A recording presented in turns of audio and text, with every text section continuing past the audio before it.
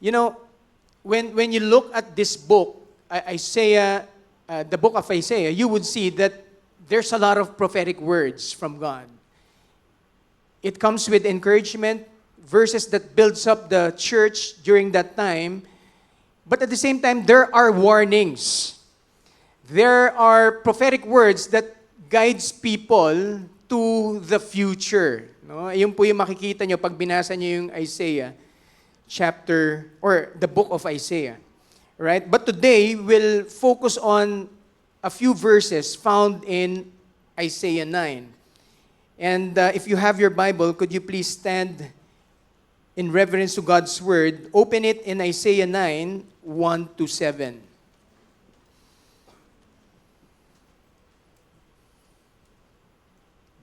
Isaiah 9, verses 1 to 7.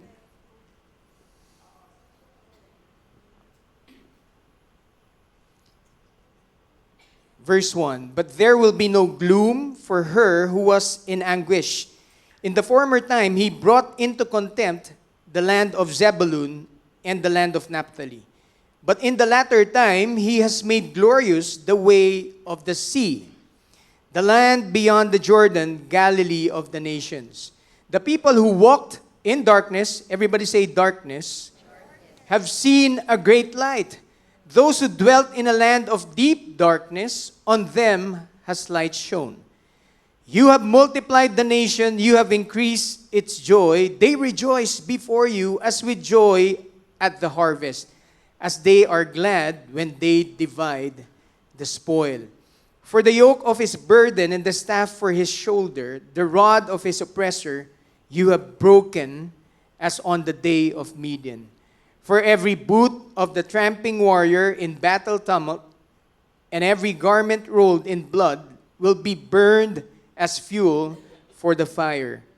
For to us a child is born, to us a son is given, and the government shall be upon his shoulder, and his name shall be called Wonderful Counselor, Mighty God, Everlasting Father, Prince of Peace. Of the increase of his government and of peace there will be no end. On the throne of David and over his kingdom, to establish it and to uphold it with justice and with righteousness from this time forth and forevermore. The zeal of the Lord of hosts will do this." Before I pray, allow me to exhort just that part. The zeal of the Lord of hosts will do this. It's not our own doing. The light that had shone into the world is never about us, but it is for us. And it is God who have made it happen in that time, and He is also making it happen in our day-to-day and in the future. And so, Lord, thank you. Allow us to focus our eyes only on you. And as we hear your word, let it cut to our hearts. Let it move us to repentance. Lord, if there are areas in our lives that are still in the dark, Lord, I pray that your light will shine upon those areas. Lord, guide us. Show us the way. Thank you, Jesus, for you have made these things possible by your work on the cross, by your finished work, by your resurrection. Lord, thank you. Now we have this hope, this living hope that we celebrate, not just on Christmas Day, not just on seasons of celebration, but in every season of our lives. Thank you, God. Bless the preaching of your word in Jesus' name. And everybody say, amen and amen. You may take your seats. Counting background lang po nung binasa nating verses in Isaiah. In chapter 8, we won't go through the whole chapter, but in 8 verses 16 to 22, you would see there a brief background of what the people of God were experiencing at that time. Meron pong impending invasion from the Assyrian army. And so you could already imagine the people who were living at that time. They were frightened. They were fearful of their future. Imagine you will be invaded, matatanggal ka sa community mo, magkakaroon ka ng bagong kultura, mawawala yung mga kaibigan mo, yung mga nakasanayan mo. Too much problem and challenges were in front of them. They were living in a season of political turmoil. Seems like our time today. And so God, through the prophet Isaiah, gave some warnings and guidance to his people. God warned Ahaz and Judah not to fear what the people at that time feared. Kumbaga sinasabi ni Lord, huwag niyong gayahin yung mga tao na yan. Kasama niyo ko. I am with you and for you. I will never leave you nor forsake you. Don't follow their ways, but honor the Lord. God was saying to His people, pagkatiwalaan niyo ko, trust in me, stay calm. And maybe some of you here at this point, you need to hear those words from God. Stay calm. Hawak ka lang. Huwag kang bibitaw, hindi kita pababayaan. Don't look at the left or the right. Don't look at what people are experiencing right now, moving in fear. I am your Lord God, and I'm holding you right now. You need to hear this from me. He's doing a miracle in and through you. You may never see it now, but God is on the move. God is doing a miraculous thing in your midst. And so stay calm. Trust Him. Don't be like King Ahaz. Alam niyo yung nangyari kay King Ahaz? He distrusted God and started partnering with the Assyrians. And so because of his distrust towards God, hindi siya nagtiwala. Ang nangyari sa mga tao na ninilid niya, the people lived in fear, experienced military oppression, famine, and spiritual confusion, turning from God. In short, they were living in darkness.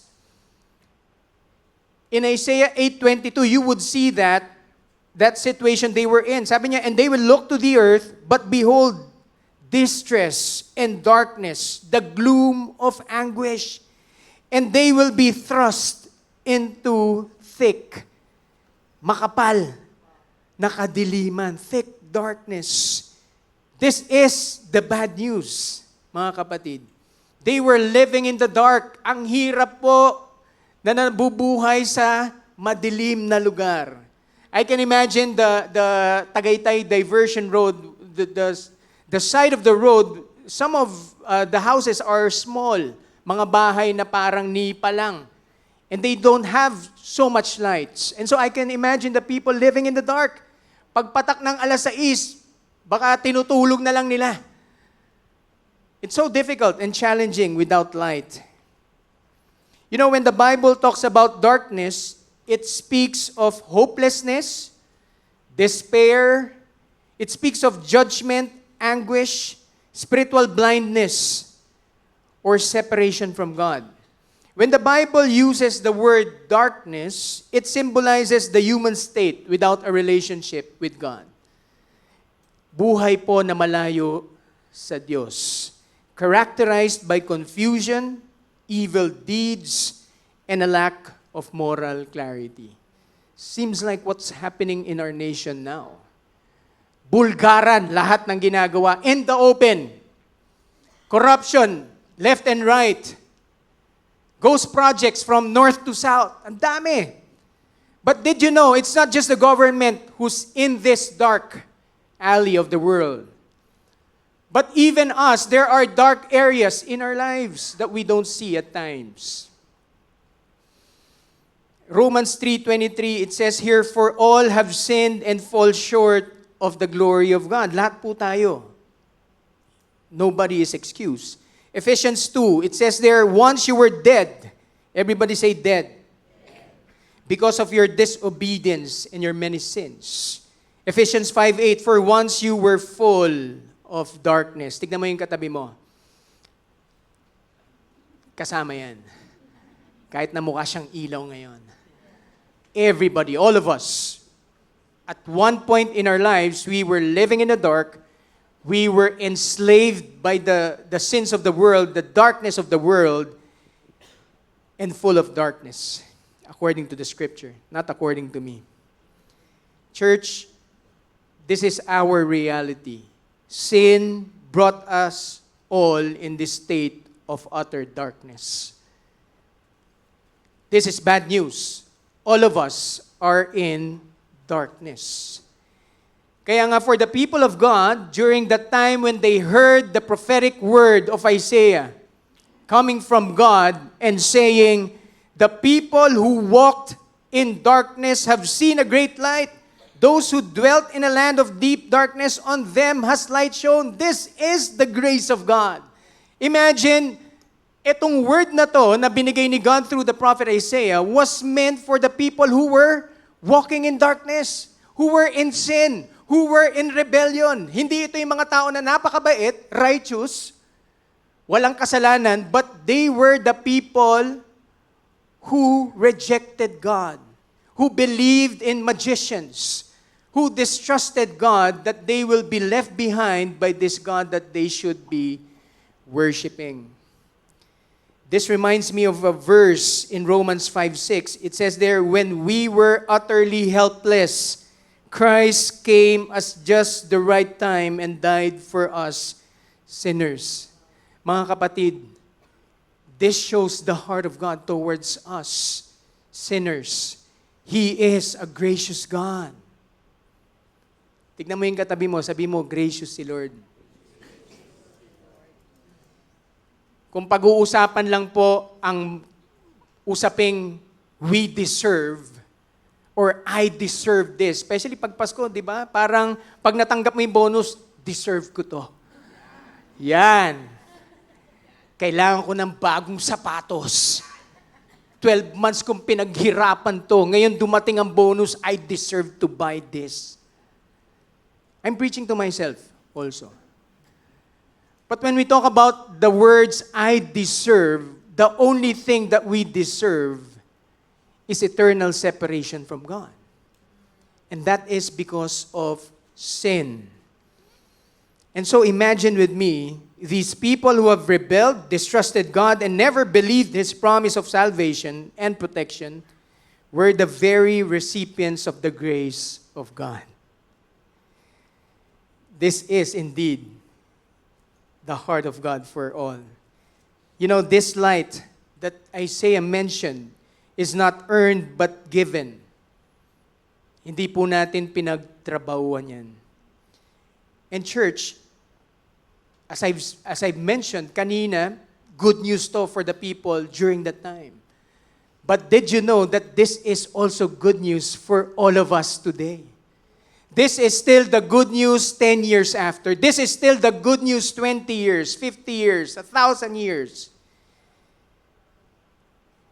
This good news is the reason why we are celebrating Christmas. Sabi ng nanay ko, Lan, meron akong mga nakausap na mga small churches in the province. Ang sinasabi nila, pag nag-celebrate ka daw ng Christmas, kulto ka. So ako naman parang, where's that coming from? Sabi niya, hindi ko rin alam, pero ang in-explain ko, hindi naman yung December 25 yung sineselebrate natin. It's just a symbol for us, the people of God, to remember the grace of God. To remember the coming of Christ. It doesn't matter whether you're celebrating it December 24 or 26. What matters is the essence. Why you are celebrating. And the meaning of Christmas is this.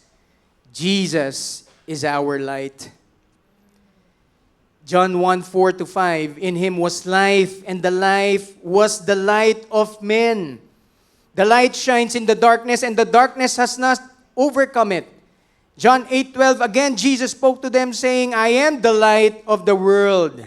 Whoever follows me will not walk in darkness, but will have the light of life. Kaya sobrang good news to for them. Why? Because their darkness is over. Kaya yung prophetic words sa Isaiah 9, sabi niya, but there will be no gloom for her. Matatapos din niyang pinagdadaanan mo. If you feel like now you're in the valley and it's so dark and you're being pushed by the challenges of life, hold on to the promise of God. Why? Because He is faithful. And if you are a Christ follower, there is light living inside of you. You just don't focus on the problem, but focus on the light that has been given to us. Church, Jesus is our light, and this light gives life. This is the desire of God for us, His children. Na hindi lang natin makita kung saan tayo lalakad, but that we may have life abundantly. Imagine that. When you are a Christ follower and you begin to know your God and read His Scripture, sino sa inyo mag-agree? Every time you open the Scripture, God reveals something in your heart na hindi tama. And kapag ka nakita mo na hindi tama and you know that God is displeased with that area of your life and you repent before Him, something miraculous happen. Kanina lang may discussion kami nung isang anak ko. And I was reminded of this verse, do not exasperate your children. And so I was getting angry, I was frustrated. Why? Because I was finishing my preaching. And he was asking me a lot of questions. And so we got into a heated discussion. And during that heated discussion, I was being reminded by God, do not do that to your child. Do not make it difficult for him. Even me, I need this light. All of us. So that we can experience the life that God has for us. As your pastor, allow me to say this to all of you. Don't get used to living in the dark. Di ko alam kung na-experience yun na. Subukan natin, patayin natin tong ilaw. Hindi, wag. But I've experienced walking in the dark with no light, zero light, and you would see that your eye will eventually adjust. Tama ba? Para ka nagkakaroon ka ng mata ng pusa, bigla na lang may lumiliwanag, nakikita mo yung daan. Ako lang ba yun? But did you know, and it's obvious, even if your eye can adjust, praise God, our eyes does that because of the glory of God, you're still living in the dark. Madilim pa rin. Ano mangyayari? Wawasakin mo yung mata mo. Kaya ito, nagsasalamin ka na. Don't be comfortable and used to living in the dark. The good news is the light has already been given. It's given. Question lang, would you exchange the true light, the light of the world, with temporary lights? Or your eye adjusting from time to time? Church, Jesus is our light. Tingnan mo yung katabi mo, sabi mo, He is our light.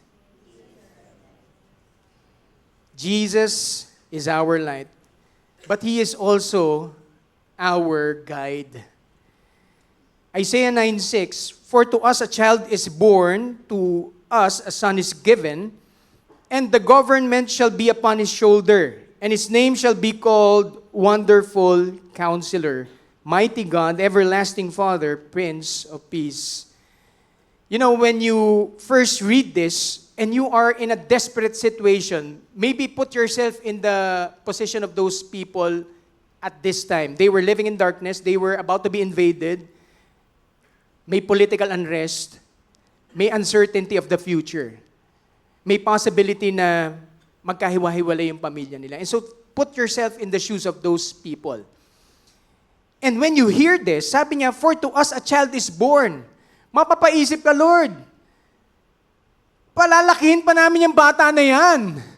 Ang kailangan namin, king. Ang kailangan namin, general. Ang kailangan namin, matinong presidente. Lord, wag mo kaming bibigyan ng child. Hintay pa namin yung lumaki, tapos di pa kami sure. And most of the times, we are like that. When God brings a new leadership in our nation, we would celebrate and then later on we'll complain and then we'll ask for someone to replace that person. I'm one of those who complains. Lord, bakit child? We need a Savior. We need an instant Redeemer. And did you know that this prophetic word was fulfilled 700 years after? So from Isaiah 9 to Matthew 1, 700 years. Imagine that. What is it telling us today? You know, when God promises something, it may not come the way we expect it, but it will surely come. Iba lang yung understanding natin. Iba lang yung eyesight natin. Kumpara mo kay God. It is not based on our own understanding. It is really beyond us, the wisdom of God. That is why He is the mighty God. Wonderful Counselor, tapos bigla niyang sinabing, mighty God. And in the next 3 weeks, we'll look at the other names. But tonight today we'll focus on Wonderful Counselor. Now, going back, when you check the word wonderful, what does it mean? It means a miracle, a marvel, or a marvelous thing, something extraordinary, unusual, or astounding, which causes a sense of great amazement. Kaya nga, di ba parang, wow! Parang ganyan, wonder. Right? Yung counselor, yaats, yung original word niya, describes someone who gives advice about problems. An advocate who pleads one's case in court. Means to advise, give counsel, guide, devise, or plan. Now, talking about this word counselor muna, in today's world, to see a counselor, you need to pay. Tama ba? Some would pay a huge amount of money. Sa US yata parang $100 or $200. Tapos may family package sila. If you bring in your family, there's more discount. But here in our country, I think it's ranging from 2,500 to 5,000. Depending on the caliber and the academic achievement of the counselor. Now, why am I saying that? These counselors have their own limitations. You would pay them for them to listen and ask questions about you. Napansin niyo ba yon? Di ko alam kung nasubukan nyo na, magbabayad ka ng, let's say, 5,000, ililay down mo yung problema mo sa kanila, pero ang gagawin nila, pakikinggan ka, tatanungin yung background mo, and all those questions to give them an idea of how to direct your thinking. In short, kinukuha ng kanya ng information. But it's different when we say, Jesus is our wonderful counselor. Later on, I'll go back to that. Here's my realization as I was studying this. We have our limited capacity. Even us as pastors, or some of you here who are leaders, who have experienced listening or counseling someone in your group that has a major problem. Minsan, pagka naiinip ka na, pwede bang pakibilisan mo? Sige na. O, ito lang yan. Step 1, step 2. O, wag mo na gagawin to. Ha? O, pag nangyari ulit yan, buksan mo yung Spotify mo, mag-worship ka. Meron na agad template ng advice. Okay, depressed ka, hindi mo alam ang nalulungkot ka. O sige, eto, magandang worship song to. Ano to? Awake 84. Pakinggan mo yan. We do that. But in our own limited capacity, we are not able really to help them. Yes, we point them to something good temporarily, but it's just temporary. But Jesus, everybody say, but Jesus. He is beyond all these things. He is beyond our modern day therapist. Kaya this prophecy from Isaiah was really good news for the people who were living in darkness. Imagine this, if you combine the words wonderful and counselor, what does it mean? It means divine wisdom. It means extraordinary insight. In Tagalog, hindi mo mapapantayan ng kahit sinong wisest man here in this room. Extraordinary insight and understanding rooted in divine revelation. What does this mean for you and me? Jesus has perfect understanding of who you are. Tignan mo yung katabi mo. Gets ka ni Lord. Jesus knows your thoughts before you think them. He understands your pain and your wounds even before you speak it to Him. Nakikita niya yung loob-looban mo na hindi nakikita ng therapist na kailangan pang tanungin para lumabas sa bibig mo. Si Lord, kita niya yan. Even before you were born. Grabe, no? And you can read that in the scripture, Jeremiah 1. It talks about you being formed in your mother's womb. And knowing who you are, even if wala ka pa dyan. He understands the root of your struggles. Church, the good news is Jesus is our guide. Jesus is our guide. Nothing about you is hidden from Him. He knows where you should go. Hindi tulad ni Waze, minsan nagre-recompute yan. Minsan, hindi ko alam kung na-experience ito, pagka naliligaw kayo, bigla kang magbubukas ng bintana, tapos magtatanong ka, Manong, saan pa papunta dun sa bahay ni ganito? Ganito lang yan. O, kaliwa ka dyan. Tapos kanan. And then you find yourself, naliligaw ka palalo. Hindi pala niya kakilala. O kung kakilala man niya, nakalimutan niya kung saan nakatira. But not Jesus. He knows where you should go and where you should be. Here's one mind-boggling truth about Jesus. Even if at times you make a wrong turn, even if at times you fail, even if at times you're living in the dark and far away from God, even if at times matigas yung puso mo, callous before God, He can redirect your life and find the right way to go. This I do believe why after Isaiah said, wonderful counselor, ulitin ko to, sabi niya, he mentioned mighty God. This wonderful counselor is not just some kind of guide. He is God Himself. 100% God, 100% man. He can turn around your life. He can, what the enemy meant for evil, He can turn it around for good.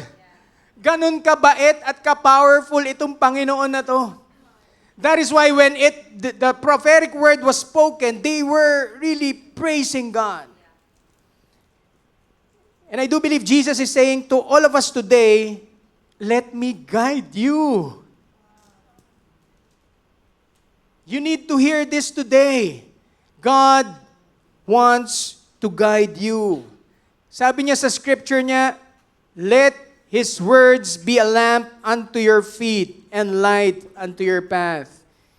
This is the desire of God for you and me, to walk in the right way and not in a dangerous path. Question is, will you let Jesus be your light and your guide?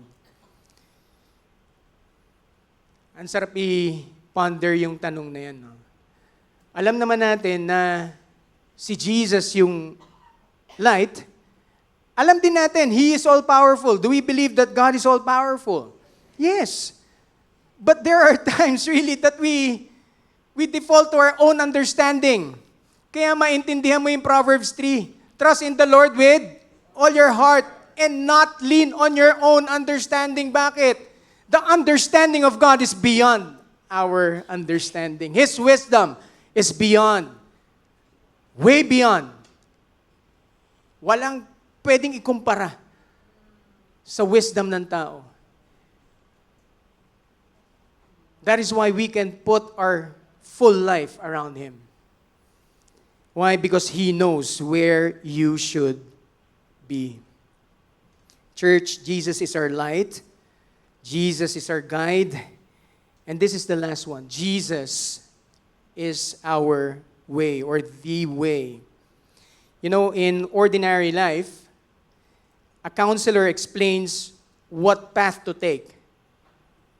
A teacher tells you which road to take. A leader points you in the right direction.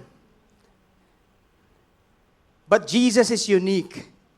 He is utterly distinct, unmatched. He doesn't just point us to a path. He does not just show the way.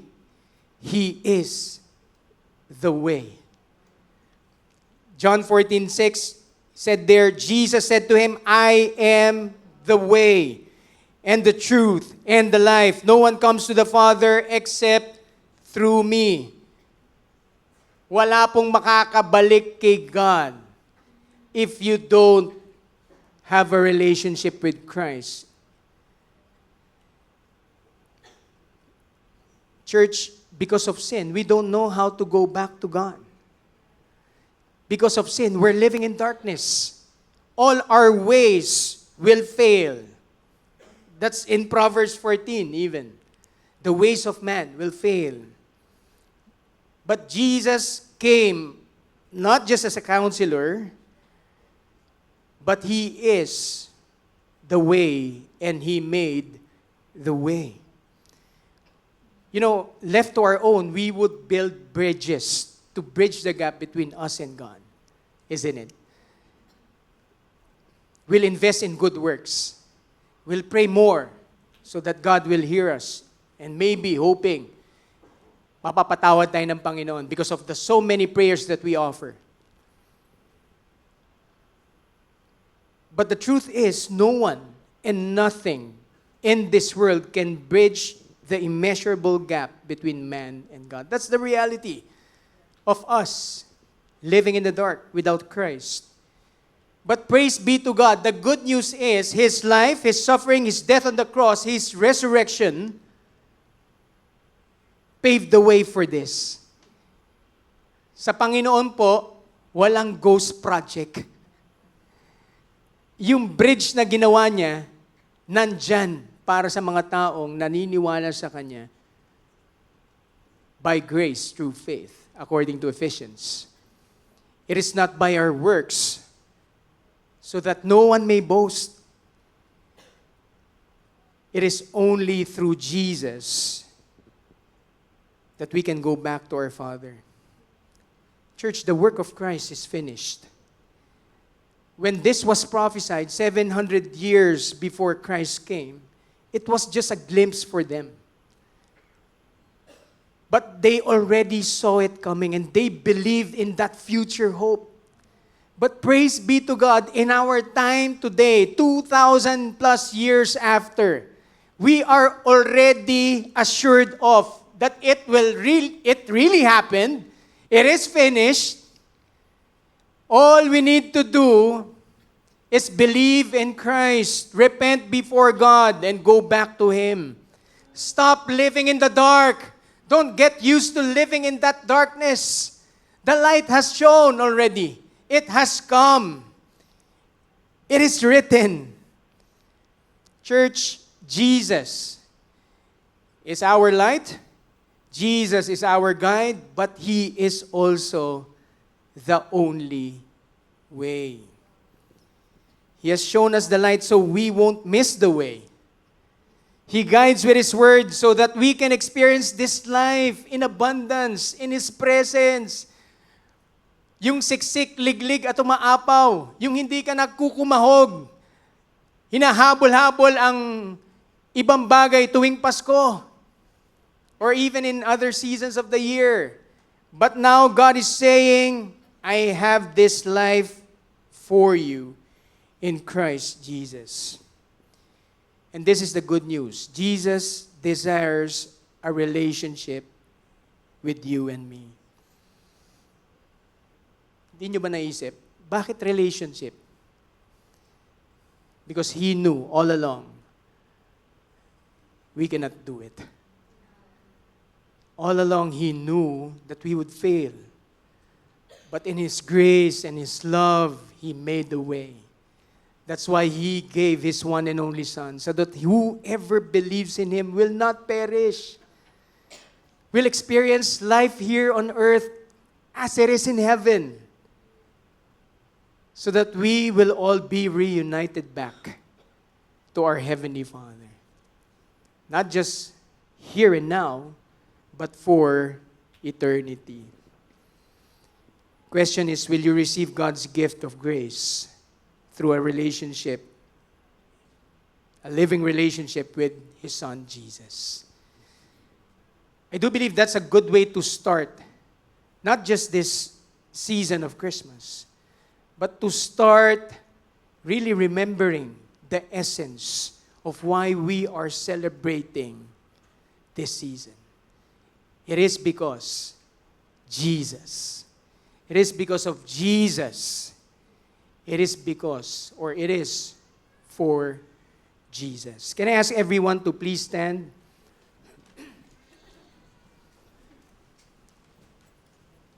Can we call on the worship team so we can respond in worship? Lord, maraming pong salamat.